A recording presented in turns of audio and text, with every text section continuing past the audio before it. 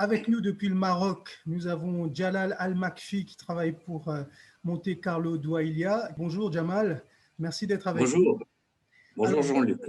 votre sujet, Jamal, c'est au sujet des chiffonniers du Maroc qui doivent faire face au changement climatique.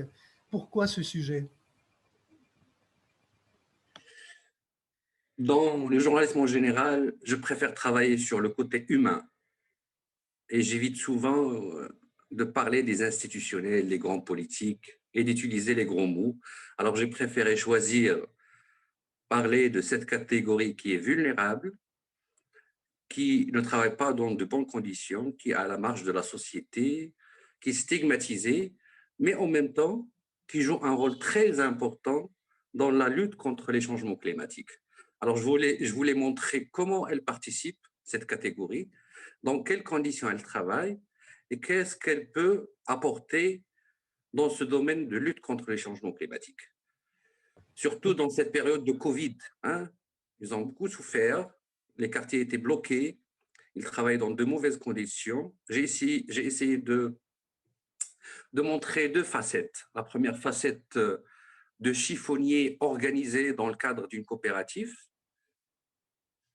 comment ça se passe, comment ils sont protégés, si on fait des initiatives, si on applique des politiques publiques dans le domaine, et en même temps montrer la deuxième facette des gens qui sont stigmatisés à la marge de la société et qui travaillent souvent la nuit pour éviter les regards des gens.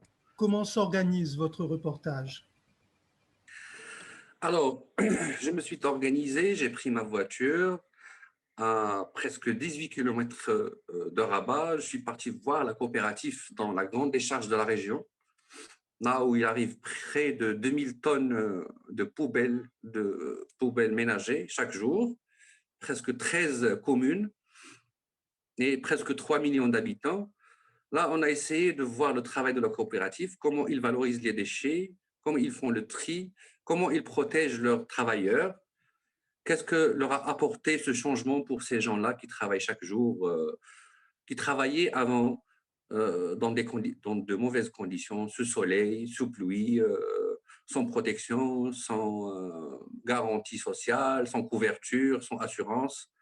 On a essayé de voir cette expérience qui est une expérience modèle au Maroc.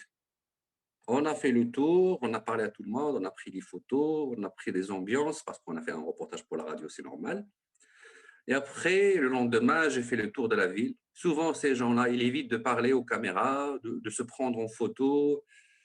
Voilà, comme j'ai expliqué, ils ont peur parfois de la police, des autorités, parce qu'ils renversent les poubelles au centre-ville de Rabat.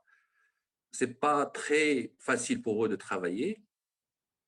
Et en même temps, on a essayé de voir, de contacter des gens, des spécialistes euh, de l'environnement, qui ont essayé de nous expliquer exactement quel apport de cette catégorie dans le domaine du changement climatique.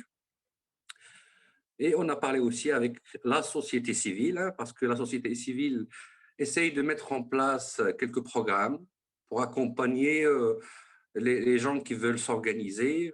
Elle fait aussi du plaidoyer auprès des autorités du gouvernement qui a une politique publique dans le domaine.